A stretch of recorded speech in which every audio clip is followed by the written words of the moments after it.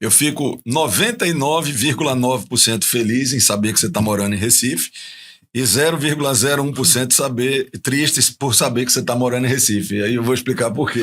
É porque ele ficou de me levar em Punta del Este, nunca levou. Ahora ficou longe, viu? Ahora ficou longe, mas a gente pode marcar para ir. Ele falava que a carne do Uruguai, que as praias do Uruguai. Churri, choricito. Não, mas vamos aí. Vamos aí, Punta. Agora o Uruguai está louco. Ahora te ia convidar a Pipa, Porto de Galinha, aqui. Agora estamos perto. Bora, galerinha. Mais um podcast aqui. Muito grato. Obrigado a todos os patrocinadores que estão ajudando nós. Los hermanos que quieren participar también, pueden hacer la parcería también. Obrigado. Y un placer de estar con mi pai, que yo falo pai, né, que é Roberto Fernández. Muito feliz, obrigado por el convite, por aceptar el convite nosso. Fico feliz de te rever. Vamos a conversar um pouquinho de bola, de futebol, de resenha. Valeu, obrigado, irmão. Pô, eu que agradeço a Costa. Aqui tá legal? Beleza? Tá top. Então vamos embora. Pô, eu que agradeço o convite e fico muito feliz em revê-lo, porque, sem sombra de dúvida, você faz parte, né, de um dos momentos mais felizes da minha vida profissional, né, aquela equipe de 2007, né, realmente foi algo mágico, né? Você vê uma equipe brigar contra um rebaixamento e após o campeonato a gente terminar... Ok? Ok. Tranquilo. Não. E após o campeonato, após o término do campeonato, a gente terminar em sexto lugar como melhor ataque, o sexto melhor ataque, e naquele ano, né, apresentando para o Brasil e quem sabe para o mundo o Beto Acosta, pô, foram muitas alegrias. Então, te rever é muito bom, é muito prazeroso. Ahora que tú estás falando, uno comienza a revivir esos momentos, pues fueron maravillosos, mas vamos a comenzar un poquito. ¿Cómo fue? Porque la gente, tem mucha gente que sabe que tú eras torcedor de Náutico, Sí. mas tú siempre, tu sueño fue ser entrenador o fue... Conta como que foi esse impasse. Eu acho que como quase todo mundo, né? Quase todo garoto, eu gostava de jogar futebol. E eu acredito, Acosta, que eu poderia até ter sido um bom jogador de futebol. Mas, por outras oportunidades da vida, eu não me dediquei ao futebol como atleta, né, da forma que eu deveria ter levado, com a seriedade e a disciplina que eu deveria ter levado. Então, mais tarde um pouco, ali por volta de 22, 23 anos, começou a bater uma angústia muito grande, porque eu tinha visto que a coisa que eu mais gostaria de ter feito na vida, que era jogar futebol, talvez já tivesse ficado um pouco tarde. Eu estava com 23 anos, para reiniciar a carreira com isso aí, eu ia começar muito atrás da fila, né, dos outros jogadores. Então, eu acompanhando bastante futebol, então ali eu decidi, eu disse, olha, se para jogador de futebol tá um pouco tarde, para treinador eu vou fazer história porque tá muito cedo e eu vou atrás disso aí. Então eu disse, não vou simplesmente achar que vou ser treinador de futebol. Não, eu fui para o Rio de Janeiro, me qualifiquei, fui para a Escola de Educação Física do Exército. Ali fiz vários cursos no Rio, em São Paulo, fiz estágios com Paulo Otvoren, Antônio Lopes, enfim. E aí volto, um tempo depois para Recife, já com uma certa bagagem, né, de aprendizado, não de experiência. E foi aí que eu dei início à minha carreira, tanto que até a metade, até um pouco mais da metade da minha carreira, né, até já na Série A, eu dirigi jogadores mais velhos que eu, né? Durante, por exemplo, eu entrei na Série B, eu acho que o primeiro ano foi 2003, ou 2002 ou 2003, foi o meu primeiro campeonato brasileiro da Série B, né? Ali... eu tinha quase metade do time mais velho que eu. Mais velho que eu, porque eu comecei muito cedo. Meu primeiro clube de Série B se eu não estiver errando datas, eu tinha 30 e poucos anos, 31, né? Eu entrei na Série A com 34 anos de idade, pô. Minha primeira passagem, né, tinha 33 para 34 anos de idade, então foi muito precoce. Mas e o começo, como que foi? Tu começou em qual clube? Eu comecei num clube aqui da segunda divisão, chamado Ferroviário. De Recife aqui. De Recife. O clube tinha a camisa, nem a camisa ele tinha, eu vou contar essa história. Ele tinha vaga e tinha ali alguns sonhadores em ser jogador de futebol, né? Alguns até se tornaram jogadores de futebol. Um deles acabou tarde, depois, né, de bastante tempo, sendo meu auxiliar, que é o Fernando Alves, conhecido no meio aqui, o Fernando Bagaço. Nossa, né? Muitas resenhas aí. Então, cara, quando surgiu essa oportunidade, eu disse, olha, eu vou pelo menos correr atrás do time ter a mínima condição possível para se trabalhar. E a gente conseguiu fazer um trabalho legal, né? Desse trabalho, eu fui pro Unibol, né? Passei, acho que por mais um clube, não me lembro, acho que tive uma passagem também do Ferroviário, eu fui pro Surubim, aí foi que eu fui pro Unibol, e aí no Unibol para mim foi onde virou a chave, porque até hoje eu sou... Onde que é esse time? Esse Unibol era um clube empresa, Costa, que tinha aqui em Recife, que ele seria proporcionalmente como se fosse o Retrô. Uma estrutura fantástica. O proprietário era o pessoal de uma loja de esporte, rapaz, bem conhecida, me falha a memória agora. Eu vou ver qual é o nome, mas o proprietário era o Jaildo Dantas. E o seu Dantas, ele começou a fazer um trabalho revolucionário aqui, só que bateu muito de frente com a federação. E ele acabou perdendo espaço aqui, mas o que ele fez? Ele foi e comprou um time em São Paulo, que foi o São Bento de Sorocaba.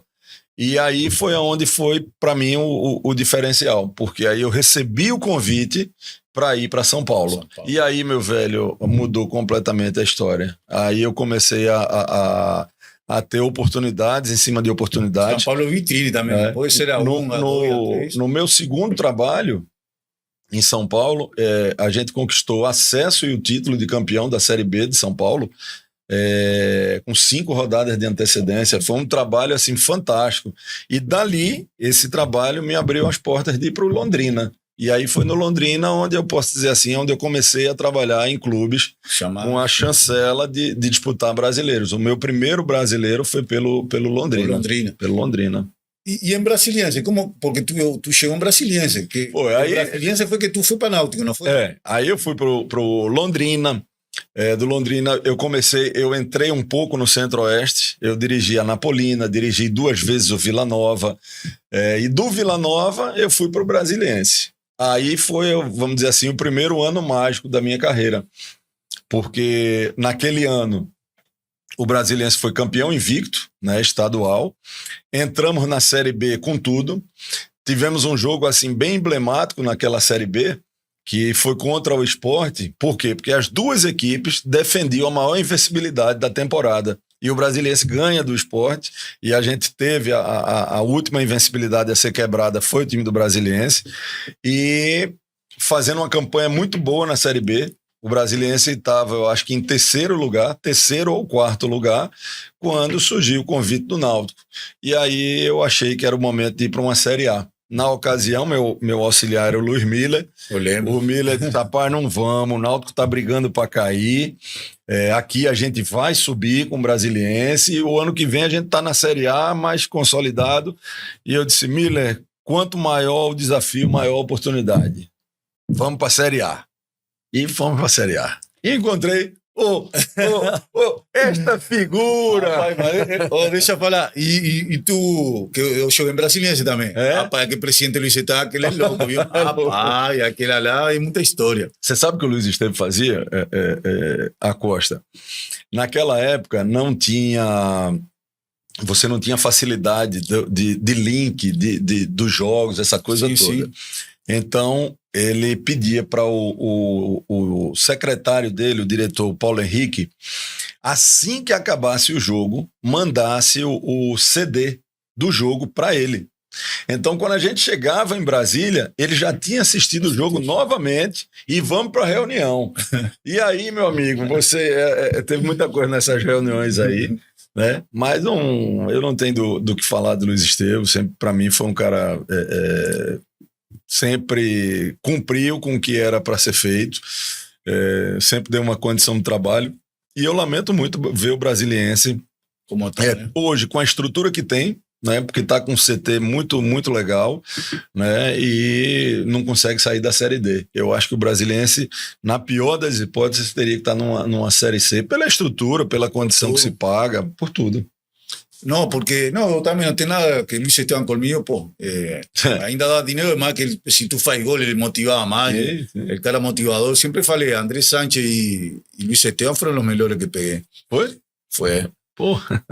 Mas aí tu passou para Náutico, aí tu chegou com Miller. Aí cheguei lá no Náutico, né? Que eu tive a sorte, eu aprendi muito com tu, mas vamos mais para frente. Mas quando tu chegou, que tu viu el time, porque nosso time estava mal, estava desorganizado. Tu falou que vou embora de novo para Brasília? Não. Eu costumo, Acosta, medir a força de uma equipe pela quantidade de jogadores que podem decidir o jogo individualmente, sabe? E só para você ter uma ideia, talvez o torcedor não lembre, naquele ano, só de laterais, nós tivemos 11 gols. Eu acho que o Júlio César fez 5 gols. O Sidney fez uns 4. E o Hamilton, que era o lateral esquerdo reserva, fez 2. Né?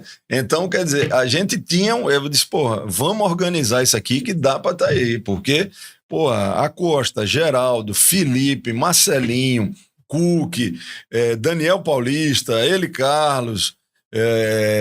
como eu falei, Sidney numa lateral, Júlio César na outra.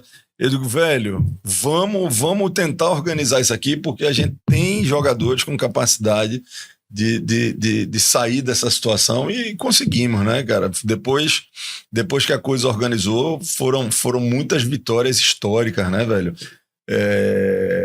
Eu falo, lembrando aqui, como você disse, e tem hora que arrepia. Porra, você falar do Santos de Pelé na Vila Belmiro é emblemático. Nós ganhamos do Santos de Pelé, dentro da Vila Belmiro, com Luxemburgo lá do meu lado, com gol de Acosta e Radamés, cara. O Boludo foi lá e cravou dentro do Santos, ganhamos do Santos 2-1, cara. Não, então... Aí eu me arrepio também, porque tem muito show, pô. Tem de Corinthians, ganhamos 3-0 dele também, Goiás também. Sim. Paraná Clube. A gente goleou Botafogo, Paraná, Atlético Paranaense. Tem uma história sua boa. Qual de todas? Posso contar uma boa? Pode contar toda. Pô, depois de um certo tempo, né, de trabalho, você cria uma relação com o atleta. Né? Por mais que tem a hierarquia, treinador, o jogador, mas você tem um ambiente extremamente favorável. E a gente tinha ganho do América de Natal, em Natal, por 5-1, acho que 5-1. E o segundo jogo, que foi nos Aflitos, que acabou 4-0, né? Ele começa com uma história meia diferente, porque foi um jogo assim, o início muito complicado, e tá aqui o protagonista. Se eu atropelar alguma coisa, você pode me corrigir, mas eu acho que a gente teve um pênalti e a Costa perdeu esse pênalti. Rapaz, esse cara no vestiário, no intervalo, tava inconsolável, ele tava assim, pontinhos. Sabe? Eu digo, eu preciso levantar esse cara, porque ele aqui é que vai resolver o problema para mim. E aí a gente teve um papo bom no vestiário, os atletas também, né, chegaram junto, levantaram ele, e aí no segundo tempo, metemos foi 4-0. Aí, muita gente lembra de mim que eu fiz muito gol, mas eu meti muito passe também. Esse mesmo jogo foi 2 passes, um para Sidney e outro para Ferreira. Mas eu acho o ponto bom que tu tem, que hoje já não trabalho, mas quando trabalhei com tu, é que tu compra jogador para tu lado. E eu acho que isso é o mais difícil de um treinador. É difícil. Hoje, Acosta, isso se torna ainda mais difícil, sabe? Porque é muita gente que cerca hoje o jogador e são muitos interesses. Você, por exemplo, se você pega uma equipe que está disputando Série B ou Série A, cara, são 38 rodadas, quase 9 meses de campeonato. É muita coisa. Então, tem paciência, trabalha com honestidade, que o time vai precisar de você. Que o time vai precisar de você. E você vai ter a sua oportunidade. Mas hoje em dia, cara, você pega determinados jogadores, o cara tá no banco e perde compromisso, larga, né, na linguagem popular. É um monte de gente buzinando na cabeça do cara. Então, você conversa uma coisa com o cara dentro de um vestiário. Quando ele sai do vestiário, são mais N pessoas falando o contrário na cabeça. Então, hoje, essa gestão, Acosta, talvez... é uma das coisas que eu mais sinto falta, por exemplo, do futebol de 10, 15 anos atrás. Porque tinha muito mais essa coisa do treinador com o jogador, o olho no olho. Tipo assim, porque eu lembro, tú a veces participabas del rayón, mas tipo assim, la gente tenía el respeto, tú eras el entrenador, tipo, tú brincabas. Ele quer dizer que eu era perna de pau e os caras deixavam jogar no rachão. Mas não, eu vi jogar. Não, dava pra jogar, mas não. Dava. Não ia ser uma coisa. Só que tu era muito briguento aí. Mas isso que eu ia perguntar, Roberto. Tu sempre fazías esse caráter assim, porque, ou tipo assim, eu sou um cara mais de boa. E quando tu chegou, tu tem aquele perfil que tu falando uma coisa, tu fala bonito, fala, pô, tô tranquilo, mas tu, quando é o show, tu te converte, parece outra pessoa. Cara, é verdade. Tu sempre fazia desse... Eu acho que é nato, né? Eu vi, Acosta, essa semana, eu acho que mais precisamente ontem, eu estava dirigindo na hora do almoço e estava ouvindo uma resenha onde estava Zé do Carmo, que chegou a trabalhar como auxiliar comigo quase 5 anos. E se questionava muito, estava se falando muito nessa questão de gestão, de grupo hoje, sei o quê, parará. E Zé do Carmo jogou em Portugal, acho que 4 anos. E aí Zé entrou no meio da discussão e disse, olha, é por isso que os portugueses estão deitando aqui no Brasil. Porque os caras mais duros e firmes que eu trabalhei foram os treinadores portugueses. E hoje os caras estão dominando aqui. E aí eu falo, se você pegar algumas reações minhas, certo? Elas são muito parecidas. E eu sou mais antigo. E eu sou mais velho. Então, não tem conversa, tá? Não foi de agora. Isso é mais antigo. Que você vê o Abel Ferreira fazer, cara. Só que comigo era uma repercussão absurda. Eu sofri muitas perseguições. E por que ninguém vai perseguir o Abel, hein? Mas por que ninguém enche o saco, mas não conta nada. Tu não acha que isso era porque tu também era novo? Que também. Eu comecei muito novo, né, velho? Eu comecei muito novo. E aí o que é que acontece? Você novo, você tem aquela ansiedade da coisa dar certo muito grande. Imagina, olha... quantos treinadores, eu falo isso, da polêmica, se dane, quero nem saber, o que já isso aí, eu gosto também de polêmica. Já deu, vai embora. Veja só, quantos treinadores que não são do Nordeste, que tiveram oportunidades em grandes clubes, fizeram trabalhos ruins e continuam no mercado de grandes clubes. Agora me dá um exemplo de um treinador do Nordeste que vai, fracassa e volta a ter oportunidade. Zero.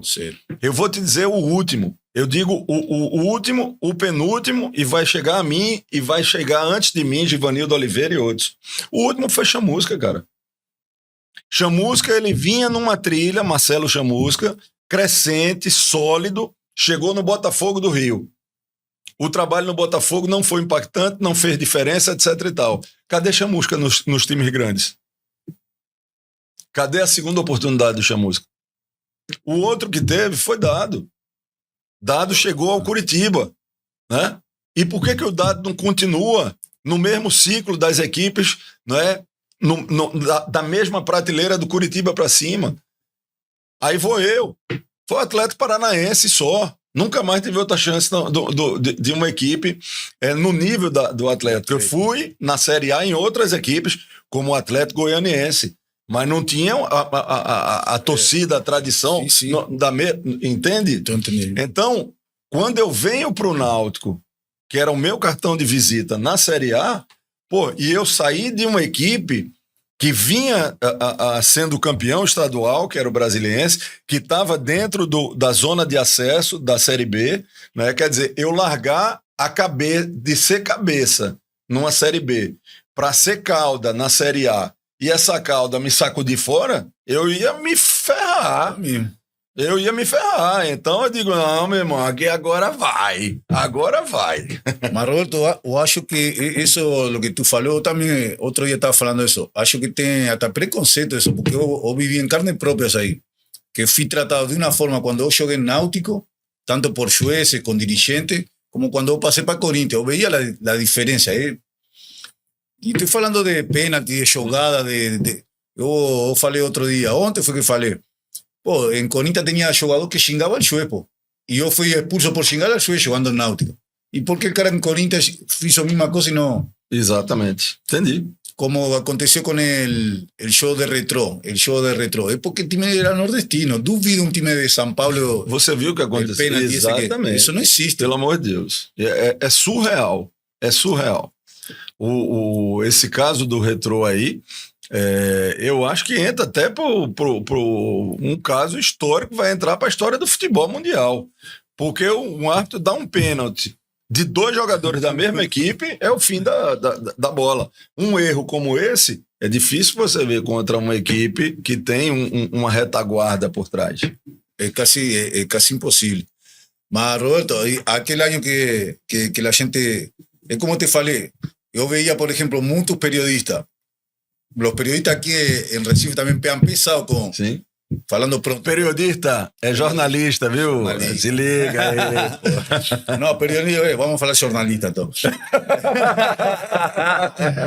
No, eu vejo los jornalistas, eles pegam muito pesado con el entrenador que es de Recife y jugador que es de Recife. Ahora, cuando ven entrenadores de fuera, los caras son un puxa-saco de la pola, los caras falan, porque tipo así, tú fiz un trabajo muy bom. La gente ganaba el jogo. Porra, mas Roberto Fernández, inexperiente ainda. ¿Y por qué no da moral de que vino y mudó todo? É verdade. Eso es lo que falo. A veces el mismo pernambucano, muchos los jornalistas, son medio en vez de dar moral para los caras de aqui, dá muita moral para los caras de fora. Isso é verdade. Eu agora ainda não, sabe? Ainda acho que está um pouco cedo para isso. Eu ainda quero construir bastante coisa pela frente, mas eu tenho muito orgulho da minha história, sabe, Acosta? Oxe. Muito, porque a minha trajetória, né, de onde eu saí e as coisas que eu conquistei dentro do futebol, é preciso, como diz a música de Jorge Aragão, né? Tem gente que fala de samba e não sabe o que diz. Respeito é bom e conserva os dentes. Tá poeta aí, tá poeta, hein? Mas vamos embora. Mas eu queria que tu conte um pouquinho la resenha, ¿no? Aí con Náutico, porque é bom, cara, tem muito torcedor que quando ficou sabendo que tu venia, porque falam, pô, tu brigava muito com ele, fala, eu não brigava com ele não, rapaz. Não. Tipo assim, ele é que é muito competitivo, eu sou também muito competitivo, e eu sou um cara que escuta muito, por mais que ele era mais novo, era meu treinador, mas, por exemplo, que eu falo com muito orgulho quando falo que não estava ele presente, porque os caras falam, pô, puxa saco, falei, com o melhor treinador para mim que eu joguei foi Roberto Fernández, por quê? Eu era meia, cara, e tudo é curioso de mim, eu não sei até hoje que tu viu para me colocar de atacante, que graças a Deus deu certo também, não? Obrigado, porque... Essa história... Eu falei, qual foi tua visão aí? Eu vou... é uma história, Acosta, para mim, numa questão geográfica do campo de jogo.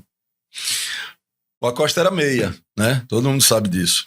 E ele pegava a bola na intermediária nossa, né? Na intermediária defensiva, e ele destruía até a intermediária ofensiva. Mas esse trajeto que ele levava aqui, quando ele chegava aqui, ou ele já estava no último sprint dele, no último gás dele, ou chegava a falta nele, certo? Eu digo, porra, se o que ele faz daqui para aqui, ele continuar fazendo daqui para a linha de fundo, acabou-se meus problemas. Vamos adiantar esse cara, velho. Vamos adiantar. Essa zona entre a intermediária defensiva e o meio-campo, a gente tem pessoas que podem fazer esse serviço enquanto ele está respirando, enquanto ele está se recuperando, para que quando ele recebesse da intermediária ofensiva para frente, para a linha de fundo, ele desse o show dele, né? Porque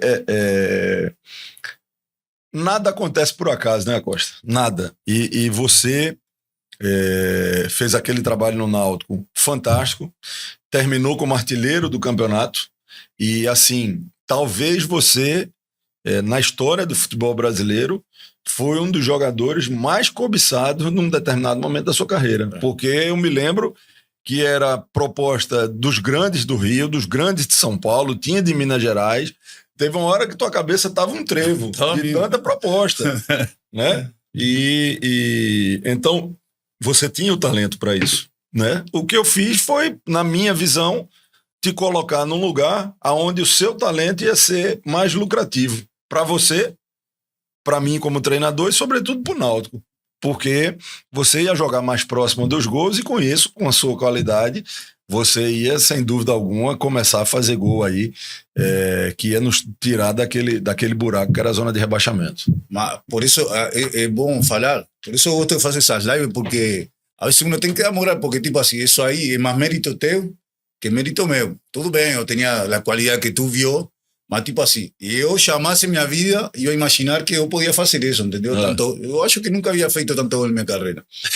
Então por isso eu falo, e isso é o que acontece muito aqui que eu falo, tanto periodista como jornalista. Eles não dão a moral, tipo, ele a moral para o jogador e ele treinador. Sim. Ninguém fala, Roberto Fernandes tuvo a visão de fazer isso. Não. A Costa teve tantos casos desse na minha carreira, sabe? E a gente sente, às vezes, gera um pouco de mágoa dessa falta de reconhecimento. Um outro jogador que no início ele não teve a mesma visão sua, até porque ele é mais carrancudo mesmo, ele é mais introvertido. Mas um caso, por exemplo, outro que eu posso citar era o Wallace pernambucano, né, que foi campeão com o Náutico em 2018 e está aí fazendo gol no América de Natal. O Wallace, quando eu encontrei com ele no Confiança de Sergipe, o Wallace era meia, certo? Mas o Wallace, ele já não conseguia. Você pegava da intermediária. Ele já era mais à frente. Mas ele não conseguia do meio campo e chegar com a mesma eficácia na frente. Só que ele tinha uma excelente finalização, um cabeceio, parecia um cavalo. A cabeçada dele parece um coice.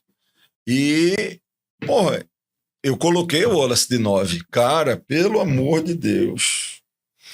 O Wallace se queixou pro presidente, se queixou pro diretor. Sabe aquela história? Fulano de tal tá querendo me pontinho. Porra, esse treinador tá querendo me ferrar e não sei o que, parará.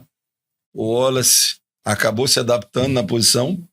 E como centroavante, o Wallace foi naquela ocasião para o maior clube que ele já tinha defendido. Ele foi para o Ceará, na Série A. O Ceará estava na Série A, o Wallace foi para o Ceará, né, o Wallace pernambucano.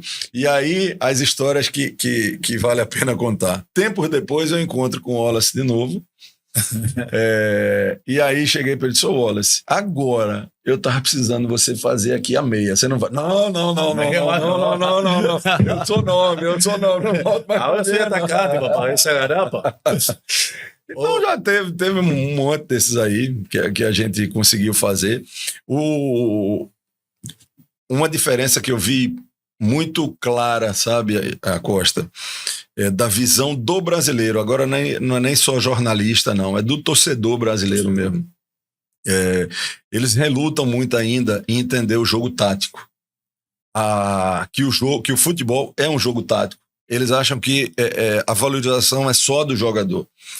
E isso a Europa está muito na nossa frente. Muito na nossa frente. E os treinadores portugueses, principalmente, que vêm para cá, implantam isso aí e tem o respaldo para implantar isso aí. Eu vou te dar um exemplo do que você falou de, às vezes, dar mais moral para jogador, e eu acho que a moral tem que ser para o jogador mesmo, porque o jogador é o artista, é o principal. Só que ele precisa entender uma coisa, o talento dele tem que ser em pró da equipe. Não é um talento individual em pró dele. O talento dele tem que ser em pró da equipe, e isso tem um sistema. Eu estava acho que foi no Camp Nou, Camp Nou, como é que é? É no Camp, agora me fugiu a memória, do Barcelona. Camp Nou, né? Eu estava lá, ninguém me contou. Eu estava lá assistindo Barcelona e Atlético de Madrid, certo? E eu fiz questão de me posicionar num local onde eu sempre estivesse vendo o maior número de jogadores possível, para eu ver o jogo taticamente mesmo. E era muito claro o desenho tático das duas equipes. Num determinado momento, o Barcelona rouba a bola e dá início a uma transição ofensiva. E a bola chega no Neymar. O Neymar ele só precisava da sequência. Era o domínio e fazer o passe de ruptura porque vinham jogadores na transição. O Neymar ele dá um drible desconcertante, mas para trás. E esse drible que ele dá para trás é o tempo suficiente para a defesa do Atlético se recompor. Ele foi vaiado, meu amigo. Aonde você vai ver no Brasil um jogador que dá um drible ser vaiado? Nunca. Mas na hora que você olhar o jogo taticamente e que aquele drible, em vez dele ter sido produtivo, ele acabou dando o time que a defesa adversária precisava para se recompor, você começa a ter uma visão diferente do jogo. Aqui ainda é muito difícil. É muito difícil. Ainda é muito o eu. Eu não posso ser incoerente. Eu acabei de falar aqui, no início da nossa conversa, eu meço o poderio de uma equipe pela quantidade de jogadores que podem definir o jogo, que podem decidir o jogo. Então isso aí está muito claro. Eles é que decidem. Mas o que precisa também ter a clareza de enxergar é que esse talento tem que ser em pró de um sistema. E não uma coisa aleatória e vamos lá, no dia que você estiver inspirado, nós vamos ganhar, no dia que não tiver, aí a culpa é do treinador, enfim. Não é mais assim não. Roberto, e tu não acha, essa pergunta é interessante que te vou fazer, e tu não acha, porque isso aconteceu comigo quando eu cheguei, eu acho isso também que é jogador brasileiro assim já, tem essa frescurinha, essa... que não, como eu sou craque, eu driblo 3 ou 4, eu não escuto o que fala o professor. Não, o professor está errado, eu vou fazer de meu jeito. Olha, Costa... Eu acho que só o treinador de Palmeiras que logrou... Sim. Porque os jogadores de Palmeiras parecem europeus todos, não parece que são jogadores brasileiros. Que ele, taticamente, ele dá para ver que certinho o que ele faz e o que o treinador pede. Um dos segredos, que pouca gente sabe disso, um dos segredos do sucesso do Jorge Jesus no Flamengo é que dos 11 titulares do Flamengo, 7 já tinham jogado na Europa em alto rendimento. E dos outros 3, 2 tinham jogado já em seleção. Então, o Jorge Jesus ele pegou um grupo com a cabeça já europeia. É diferente. E isso, a culpa não é do torcedor, não é do jornalista, não é do treinador, é da cultura. O que a gente precisa entender é que essa cultura tem que mudar. Eu vou te dar um exemplo, porque eu sei que tem perguntas aí. Quando eu fui fazer meu primeiro curso para treinador, eu tive a oportunidade de conversar num coffee break com um dos monstros dos sagrados de treinadores brasileiros, claro que de outras gerações, Rubens Minelli. E naquela oportunidade, eu disse, caramba, olha, eu aqui começando, e, tendo a chance de tomar um cafezinho aqui com o seu Minelli, não posso perder, eu vou perguntar a ele. E fui fazer um questionamento tático a ele. Sabe o que ele me respondeu? Ele deu uma tapinha assim no meu ombro e disse, garoto, essa coisa de tática vai ficar para vocês. Comigo, eu indicava os jogadores, o São Paulo ia lá, contratava e os caras resolviam. E é por isso que essa cultura, ela existiu até os 7-0, 7-1 da Alemanha. Quando aconteceu os 7-1 na Alemanha, disse, opa, não é assim mais não. E tanto não é assim, que eu acho que já são 3 Copas seguidas que o Brasil não fica entre os 6 primeiros. Fica de 7º para baixo. Então, abre o olho, é aquela história, né? Ou você quer ser feliz ou ter razão. né?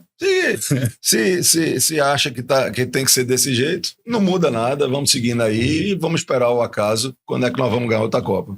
Y porque yo veo que ahora están preguntando, ¿será que viene un entrenador extranjero? ¿Tú tienes ese papo, no, tiene que ser brasileiro? Não. ¿O tú topa eso de que Não. Pode tener? Acosta, a única coisa que eu não concordo é com desigualdade, injustiça, 2 pesos e 2 medidas. Então, veja só, o curso máximo que nós temos no Brasil é a licença Pro da CBF, certo? A licença Pro da CBF não tem peso nenhum na Europa. E, com todo respeito, se eu falar pipoqueiro, aí a classe dos pipoqueiros vão ficar, né? Se qualquer pessoa de qualquer área vier da Europa para cá, pode treinar um clube aqui. E ninguém vai questionar nada. Isso é que eu não concordo. Eu vou revelar isso aí, porque então, tipo assim, a Pro da CBF só vale aqui. Só aqui. Eu vou revelar isso aqui no teu podcast em primeira mão. Há exatamente 15 dias atrás, eu perdi uma equipe de Série A em Portugal, da Primeira Liga, porque eu não tenho a licença da UEFA. Aí eu questionei a licença Pro, tudo isso não vale nada. E aí ele citou o exemplo de um treinador, que eu não tenho licença para falar do nome dele, mas vou contar o caso. Tem um treinador brasileiro que estava lá o ano passado, não na Primeira Liga, que o clube está na justiça para perder os pontos que ele dirigiu, sem ter a licença Pro. Só que ele foi inteligente, claro, e estando lá na Europa, ele agilizou e conseguiu tirar a licença da UEFA. Mas os jogos que ele dirigiu sem a licença da UEFA, o clube está sendo julgado e pode perder os pontos. Caraca. Entendeu? Então, pode vir um treinador do raio que parta para a seleção brasileira. O mundo é globalizado. Agora eu quero o direito de ir lá. E qualificação para isso eu tenho. E qualificação eu tenho. Porque eu tenho tempo de clube, tanto na Série A quanto na Série B, que isso é uma exigência. Você tem que ter um período de 5 anos, tá certo? Eu tenho muito mais do que isso, certo? E tem a licença limite, que é a licença Pro. Então não tem conversinha. É isso aí que para mim não funciona.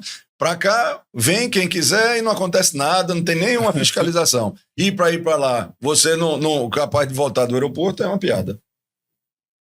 Vamos de pergunta? Fala, bora. Tá bombando aqui, viu? Tá Tem. bombando. E uma tá coincidindo com um vídeo que tá aparecendo ali. Cadê? Aí a pergunta é, Roberto, a Costa eu quero aquele vídeo depois, né? Você quer? Olha, caramba! A gente solta aí. Olha lá. O que é isso? Tá Puta, que é isso, boludo? Olha aí, ó. Ele já me deu a ardura, como que tu é vestido desse jeito? Eu falei.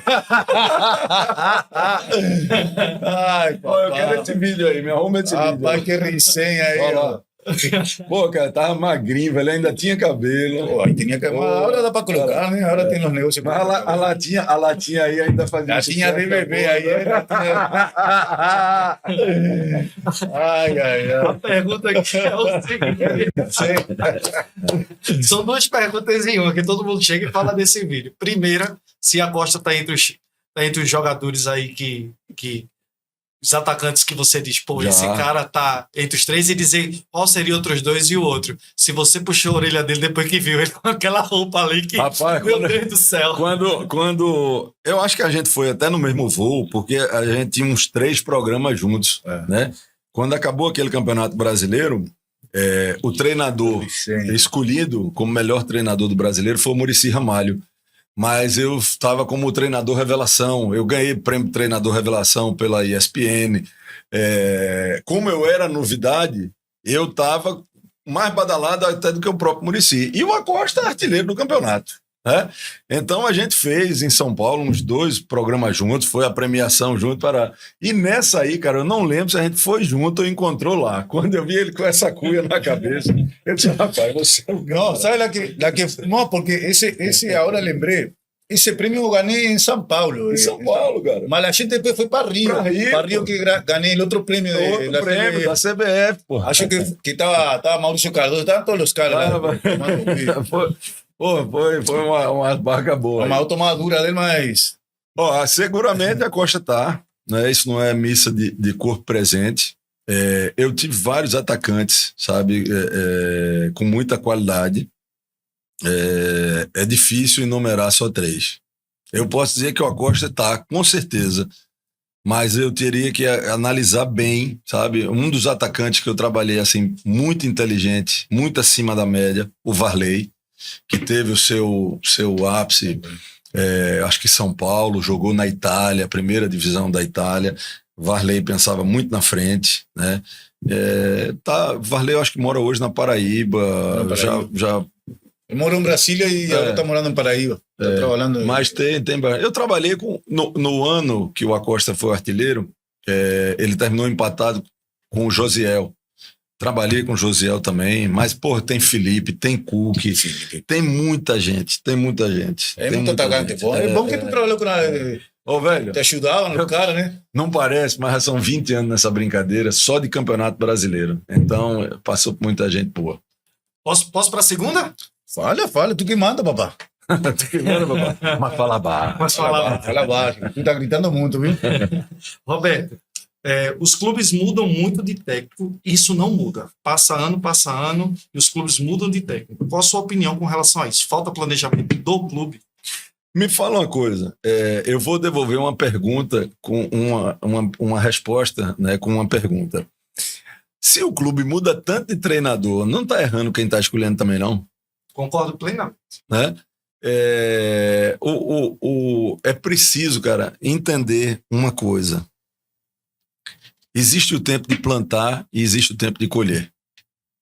Certo? Se você não respeitar a semeadura e a colheita, o tempo da semeadura e da colheita, ou você vai colher verde, entendeu? Ou você vai colher já apodrecido, ou não vai deixar a fruta chegar no seu ápice. Então é preciso entender esses processos. É preciso entender. Às vezes, eu não vou discordar, não. Às vezes, as famosas 3 derrotas, elas são passíveis de demissão, porque elas podem estar vindo acompanhadas de um monte de coisa. Agora, quando você vê o time desenvolvendo, o time performando, o time tendo desempenho e o time está faltando o detalhe para essa vitória começar a chegar, eu vou te dar um exemplo, cara. Eu acho que foi 2007 mesmo. Eu acho que foi 2007 ou foi 2008. Mas eu acho que foi 2007. A minha chegada no Náutico, ela veio de quatro jogos sem vitória, pô.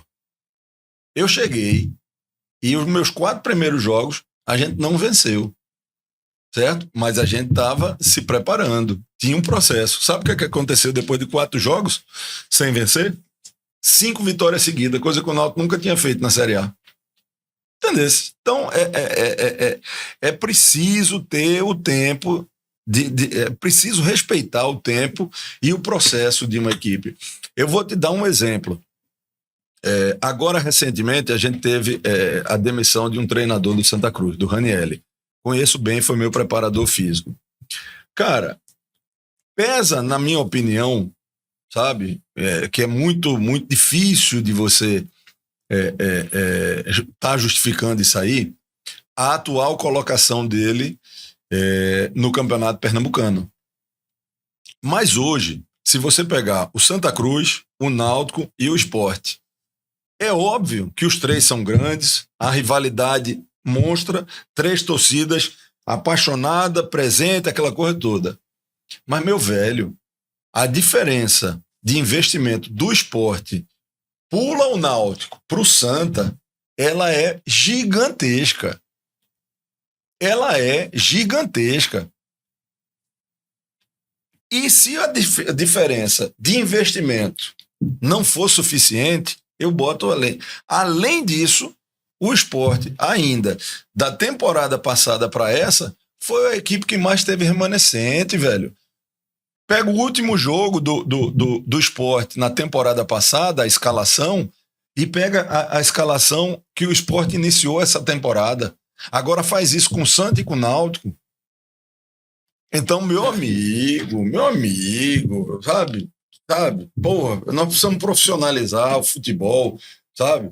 Se fala muito, né, o treinador ali, parará, mas, velho, tem outras áreas dentro do futebol que hoje talvez esteja mais gritante precisar de pessoas de fato conhecedoras do negócio, que haja absolutamente com razão, certo? E que sejam cobradas por isso, do que, pô, eu vou dar um exemplo aqui, sabe? Vamos pegar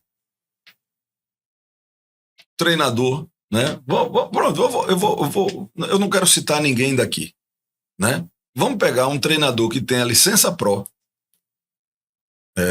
no Brasil, que tenha no seu currículo pelo menos 5 títulos e um acesso. Aí você pega esse treinador e veja quem está julgando o trabalho dele. Eu não estou falando agora como jornalista nem como torcedor, mas muitas vezes como dirigente. Às vezes você tem que dar satisfação para quem conhece muito menos do que você, pô. O cara conhece pelo achismo, mas é quem te julga. Por isso que tem 1 milhão de treinadores por temporada, né? Por último, por fim, faça um levantamento simples. Os times que conquistam títulos e acesso na temporada e os times que caem de divisão. Faça uma média de treinadores que cada um tem durante a temporada, para ver se a troca de treinador, que é o único problema, tem horas que tem que trocar. Até porque havia de duas mãos. Né? Mas tem hora, cara, que é por total falta de conhecimento. Mas, Roberto, eu estava escutando atentamente. Isso acho também que outra coisa que cultura aqui em Brasil. Esse papo, o treinador perdeu 3 jogos, manda embora. O treinador perdeu 2 jogos, manda embora. Isso na Europa, eu não vejo. Tem treinador que perde até 5 ou 6 jogos e os caras respeitam o trabalho. Isso, tu acha que se deve a quê? A dirigente também, porque a veces se cobra muito do treinador e atleta, mas quem monta o time muitas vezes são os dirigentes, e os dirigentes erram pra caramba, e eu não vejo que tenha essa cobrança toda para eles. O ano passado, eu dirigi 2 equipes da Série B. Em nenhuma das 2 eu tive direito à montagem nem reformulação do elenco. Em nenhuma das duas Eles dieron eu fui o treinador com menos percentual de aproveitamento. Pelo contrário, foi o que mais tive. Se você pegar, que está muito fresco no Náutico, o Náutico ano passado teve 4 treinadores na Série B, certo? O que pegou a fase mais difícil fui eu, porque foi perca de jogadores e sem direito à contratação, e ao final do campeonato, quem mais vitória teve foi eu. O Náutico teve na Série B o ano passado, sabe quantas vitórias? 8. 4 foram minhas, e as outras 4 divididas por 3 treinadores. Segue o jogo. Papá. Pega essa bomba aí. Essa é a última das várias que tem aqui, senão a gente vai passar 5 horas aqui. Como vocês dois, daqui a pouquinho trocar essa água aqui. Daqui a pouco. Vou providenciar. Roberto, você é muito enérgico, a pergunta aqui. E eu gosto. Você botou aqui. Mas na vida pessoal, é enérgico, porque geralmente está dizendo aqui que não, né? E pediu se essa energia nos bastidores, quando vocês jogaram, você treinou a Costa, se tinha impacto, se tinha... Não, ó, em qualquer ambiente, formado por pessoas competentes, tem que haver divergência.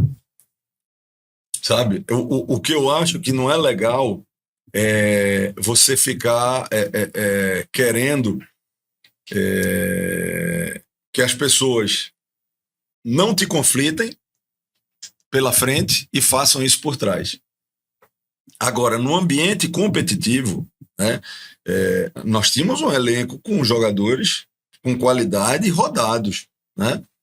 É óbvio que quantos... o Acosta, né? Ele trabalhou comigo, ele trabalhou com o Mano Menezes, ele trabalhou com mais, sei lá, 8 treinadores na carreira dele. Ixi, mais, viu? Mais, né? Cada um desses caras deixou um ensinamento para ele, entendeu? E isso foi formando ele o que ele é hoje. Então, é muito normal, né, a gente ter opiniões diferentes. Qual é o ideal? É que você tenha capacidade, eu tenho capacidade, a gente tem uma situação de conflito e vamos convergir. Vamos tentar chegar num denominador comum. Eu acho que é assim que funciona a questão do futebol. Então, eu acho que conflito tem que ter. E eu tenho 5 filhos, cara. Dos 5 filhos, as 3 mais velhas são mulheres. Aí quebra um pouquinho a energia do cara, sabe? Aí o cara fica mais... Aí complica, né? Então, às vezes, fora de campo, eu sou mais mole. Mas tipo assim, outra, graças a Deus trabalhei com tu, nunca tuvimos uma briga, nunca. Nunca.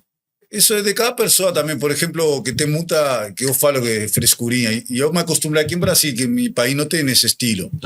Por exemplo, a arenga esse jogador, vai, que a família que fala. Para mim isso não tem nada a ver, mas o respeito.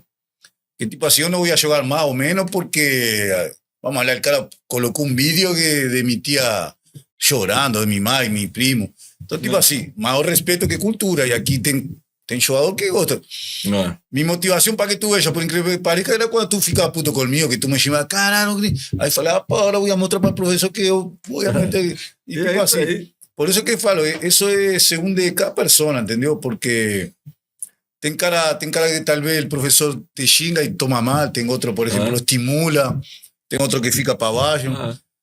Você tem que saber com que ferramenta usar para extrair o melhor de cada um. Tem alguns que precisam ser desafiados. Outros, se você realmente desafiar demais, ele baixa a guarda. O Nildo, tu lembra o Nildo? O Nildo lembra, uma vez tu e uma dura, ele ficou chorando. Eu falei... Ô, Nildo. Eu estava conversando com ele outro dia e falei... Agora, você sabe uma coisa que é interessante? É o seguinte. E 2 coisas que o torcedor não... Um é para o torcedor, outro é para os atletas. Para o torcedor é o seguinte: ninguém consegue ser enérgico na beira do gramado se você não tem um nível de relacionamento com esses atletas aonde o torcedor não está vendo. No dia a dia, no vestiário, no treinamento. Então, os caras entendem isso aí perfeitamente. E uma outra coisa, né, que eu vejo assim, em relação à questão de temperamento, é que você... Cara, cada pessoa, né, tem a sua forma de agir, de trabalhar, enfim.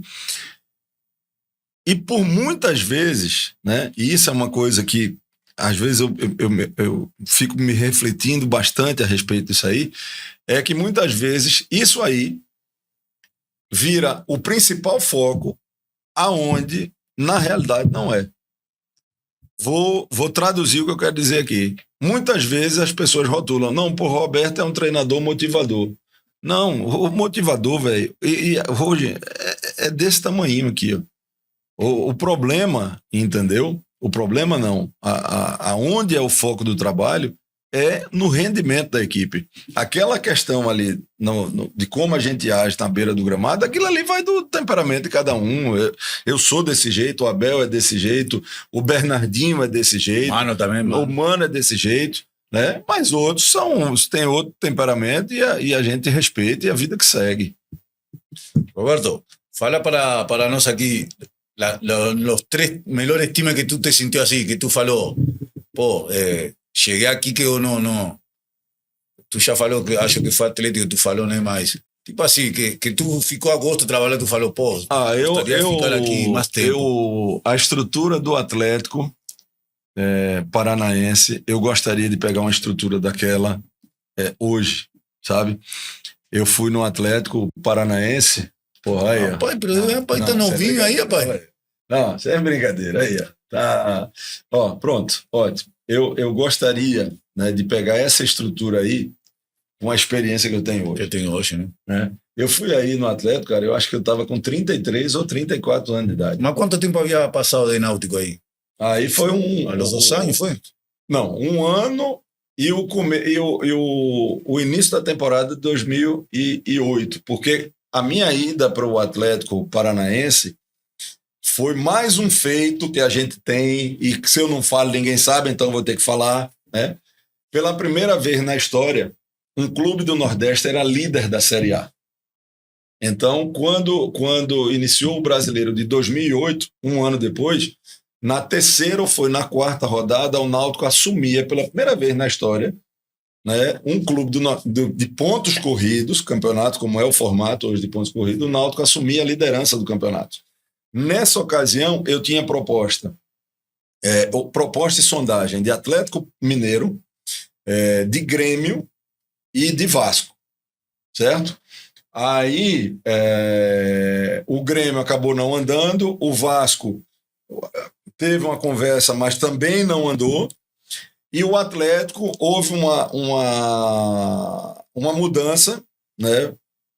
O Atlético, se não me engano, o treinador, o presidente na época, eu acho que era o Ziza, mas quem tinha o controle do futebol era o BMG. E uma das partes me queria, a outra não queria, acabou não andando.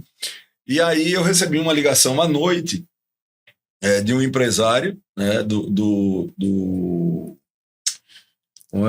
Nivaldo, me falando do Atlético. Aí eu disse: Nivaldo, eu acabei de falar hoje à tarde com o Atlético e a coisa não vai andar. Ele disse: não, rapaz, vai andar, que eu falei com o presidente. E eu disse: não vai, que eu falei com o presidente. E não vai. Nessa que vai. Aí eu disse: peraí, você está falando de que Atlético? Eu disse: eu estou falando do Atlético Mineiro. Ele disse: não, é o Atlético Paranaense. Não, Nivaldo, calma, então vai, me fala aí. E aí a coisa andou, né? E eu fui para o Atlético Paranaense, peguei o clube num momento difícil em termos de lesão, tinha bastante jogadores lesionados, tanto que a gente usou muitos jogadores da base, e eu não gosto muito de usar essa expressão de que lançou. Eu acho que quem se lança é o próprio jogador. Mas, se isso vale, né, muitos jogadores que viraram na carreira iniciaram comigo no Atlético Paranaense. E talvez o de maior fama, o lateral esquerdo, o Alexandro, da seleção brasileira. O Alexandro era da base do Atlético Paranaense quando passou a vir o profissional, passou a vir para o profissional. Teve o Alessandro, teve o Alisson, que é do ABC, que eu estou vendo a camisa aí. Esse outro aí foi esse outro aí foi uma campanha. Esse foi outro recorde que a gente teve na carreira. Cara de bebê, hein? O ABC ganhou 6 jogos consecutivos dentro da Série B. É o recorde lá do Rio Grande do Norte. Não só do ABC, como de ABC e América. Esse foi outro grande time que a gente teve a oportunidade de montar. É bom, viu? El começo que foi ruim, mas depois... Tá precisando melhorar de novo, viu, rapaz? Não, vamos melhorar. Eu te ia fazer essa pergunta que tu falou, gostaria de estar em um time como Atlético com a experiência que tenho agora. Qual é a diferença? Que tu fala, que tu queres falar com isso assim? Tu tomaria decisões diferentes? Basicamente, a gente, quando é mais jovem, Acosta, a gente acha que pode consertar o mundo, sabe? E a gente tem essa ânsia, acha que dá para consertar o mundo. Hoje, basicamente, eu me focaria apenas no meu trabalho que eu tenho que fazer como treinador de futebol. Entendeu? Entendi. Se coisas que, pela experiência que a gente tem no futebol, não são legais, mas o clube ele funciona desse jeito, isso é um problema do clube. Sabe? Eu vou fazer minha parte, esse clube Exatamente. Quando a gente tem um nível, né, aí tô com a cara de general. Isso foi em 2018, cara. 2018. Tá fazendo uma cronologia, tô ficando velho, cara. Para por aí. Rapaz, mas de um ano para outro já ficou velho, assim, caiu o cabelo, que aí tá bem, viu? Tá Sabe por quê? Sabe a postura aí, peitão pra fora, tá? Sabe o que é isso? Isso é os trabalhos que você Brincadeira, isso aí Ô, só Roberto, alegria. deixa eu falar, porque tu tá malhando, tá tomando bomba aqui, porque Não, tu não era não. forte desse jeito assim, eu Pois lembro. o que acontece é o seguinte, a gente vai ficando mais velho, entendeu? Ah, e aí queria- tem que se cuidar. Ah, entendi a parada. Ah, entendeu? Tem que Fala se baixo, fala baixo. Fala baixo. Ô, Roberto, deixa eu falar. ¿Y qué time también, que falamos los bons, y qué time que tú falas, o no fala el nombre también, que tú falas, porra, aquí viene con una cabeza, una expectativa y no tenía nada de eso. Ah, teve. Que ouvi Eu acho que a maior. que tú te decepcionas y tú falas, pô, voy a ver. Eu acho que a maior decepção, a gente vive tendo um monte de lições, né, na vida. Eu já assumi algumas equipes que não era, né, para ter assumido. E eu acho que tem momentos na nossa carreira que a gente precisa, sabe, e deve dizer o não, certo? Eu acho que talvez uma das maiores decepções foi o clube que eu tive recentemente, né? Eu vou confessar um negócio aqui pro torcedor que muitas vezes ele não sabe. Muitas vezes a forma elegante de você dar uma negativa é você fazer uma proposta salarial que você sabe que está acima da expectativa daquele clube, né? Essa é uma forma, né, que tem. Só que neste caso não foi nem só isso. Eu tenho uma relação muito boa com o dirigente da federação lá de Sergipe, né? E foi praticamente um pedido pessoal dele, sabe? Eu não quis, né, dar essa negativa, porque é um cara que sempre me respeitou e sempre foi muito solícito comigo. Você tem uma ideia da minha relação com o futebol de Sergipe em relação a esse tipo de situação? 3 treinadores foram colocados por mim dentro do Confiança. O Luizinho Lopes, o Leandro Senna e o Daniel Paulista. Todos 3 foram indicações minhas. E, graças a Deus, todos 3 fizeram bons trabalhos lá. Né? Então, vamos dizer assim, chegou o momento da contrapartida. E aí o pedido foi o inverso, né? E o cenário que eu encontrei geral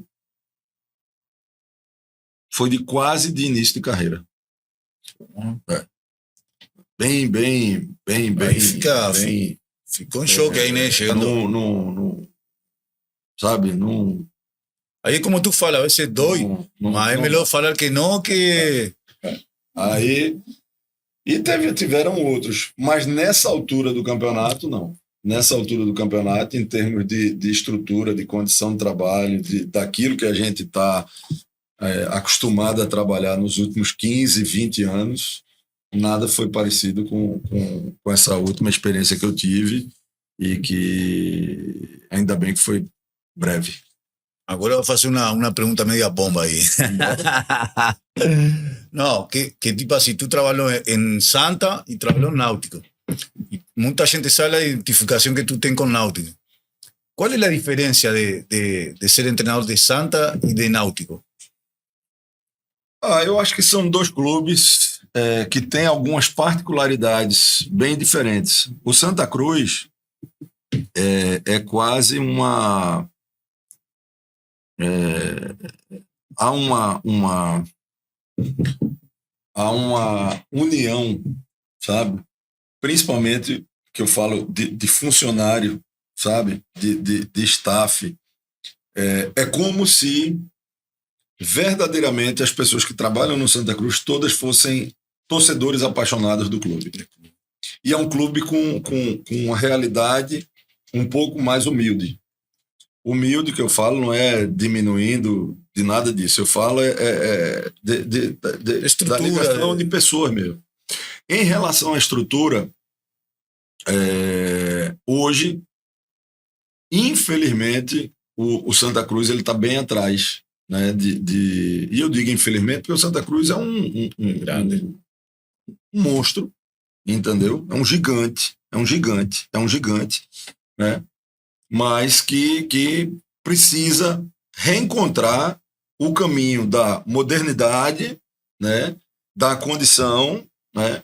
Para que ele possa, no momento que o Colosso do Arruda está lotado com aquela torcida apaixonada, tudo aquilo que vai ser exposto para o torcedor, ele possa estar dentro da expectativa da torcida, sabe?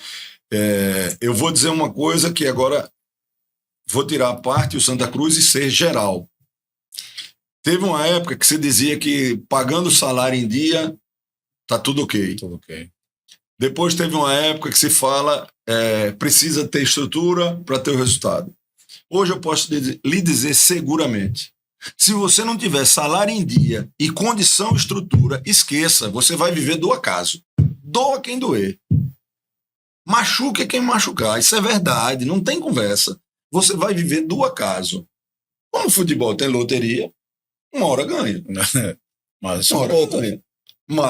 Mas essa brincadeira, ela acabou quando o principal campeonato do país, há mais de 10 anos, passou a ser genuinamente de pontos corridos. Você tem surpresa na Copa do Brasil. Você tem surpresa no campeonato estadual, porque são torneios. Tem uma fase eliminatória e chegam confrontos de mata-mata. Mas ponto corrido, genuíno, 38 rodadas, meu amigo, não tem conversa, só chega o melhor. Não tem conversa. Não tem. Pega aí os últimos campeões brasileiros e vai analisar. Então essa é uma coisa, isso é fato. Não vai modificar mais. E o Náutico, para mim é um privilégio, né, velho? Eu já tive muita... ¿Tú lo convives como torcedor también un poquinho? ¿O ya no? Não. ¿Alguna vez vive eso o no? Não mais. Mas falo no sentido de tu comemorar assim. Quando eu tô lá, sim, com certeza. Tipo assim. Quando eu tô lá, sim. O que é que ocorre? Eu já medi muitas palavras quando eu ia falar com o Náutico, com medo de fechar outras portas. Na hora que você chega, na maturidade que eu cheguei, só o idiota acha que o pessoal pode influenciar no profissional. Só para se ter uma ideia, eu já enfrentei o Náutico inúmeras vezes, né? E venci o Náutico várias vezes, né? Eu estava, como eu estava te falando em off, eu estava fazendo algumas arrumações em casa recentemente, e no meu jogo, de número 50, pelo América de Natal, foi um jogo de Série B, América e Náutico. O Náutico, o treinador era o Dado, né? E o Náutico estava brigando por acesso à Série A. Tinha aquele time com Sassá, Marinho. O ataque era Sassá, Marinho. O Náutico era um time enjoado. A América ganhou de 1-0. Ganhou de 1-0. E o Náutico brigava pelo acesso, estava na reta final. Então, aí eu vou perder o jogo para o Náutico subir. Isso aí não fica na viagem. Mas tem cara que pensa. Aqui em Pernambuco tem cara que pensa. Tem. Ainda bem que nem todo mundo, né? Porque eu já fui 2 vezes no Santa Cruz. Então, o lado profissional... Agora, quando eu estou dirigindo o Náutico, é diferente, porque é uma história, né? É família, são amigos. Sim, eu falava mais nesse sentido, mas... Parte da minha adolescência. Às vezes, né? Quando eu estou dirigindo o Náutico, e nem sempre, né? Nem sempre você ganha, né? Porque senão eu não tinha saído do Náutico. Mas como a gente deixa uma história, já foram 5 passagens, às vezes o cara que está me xingando na arquibancada, do lado dele está um irmão meu. Entendeu? E assim, eu tenho conversas, sabe, muito claras para que eles não deixem também o lado emocional.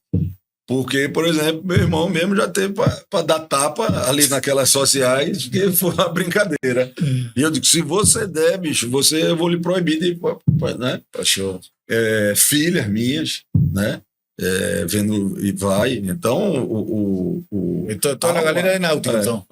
Da família, a maioria, sim. A maioria da família é. Então, e boa parte dos amigos também. Mas eu tenho amigos eu sou daqui, então eu tenho amigos. E tenho respeito de todos eles. Isso aqui é o legal, porque eu respeito também todos eles. Mas eu vejo muito assim, basicamente essa é a diferença. Mas todas as vezes que dirigi o Santa, nas 2 vezes, foi muito respeitado pelo torcedor, pelas pessoas que fazem o Santa Cruz, né? Quando eu tive de volta no Santa Cruz pela segunda vez, eu via, de fato, o carinho de pessoas, né, de estarem felizes com o meu retorno, com a minha volta para lá. Então, isso é muito legal, porque ao longo da minha carreira, Acosta, com todas essas polêmicas que se colocam aí, eu dirigi inúmeros rivais e eu dirigi vários clubes mais de uma vez.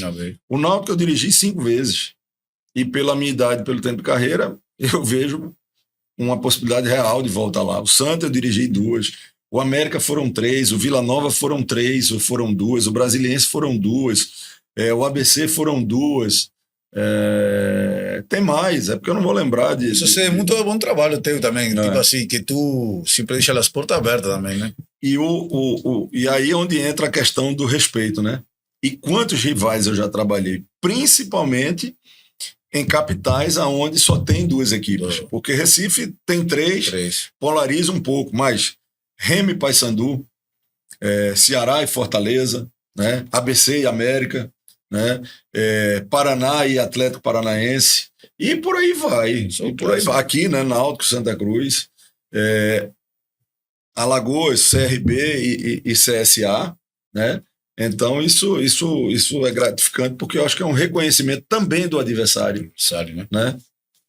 Então, Roberto, estamos terminando por aqui. Já? Tu queres seguir, a gente segue, viu? Tu falou que queria tomar 2 para relaxar aí, mas se não, a gente compra aí, eu acho que eu nunca tomei tanta água. Você está trabalhando. Agora vai começar o trabalho aí. Não, brincadeira, Paulo, queria agradecer muito por aceitar o convite. Acho que foi um papo bem legal, cara, diferente. Sei que a galera vai gostar aí, e obrigado por me recibir el convite y me ayudar, né? Que eu sou um dos poucos que deve ser que reconheceram que tu foi muito importante em minha carreira. Não, eu que agradeço e fico feliz.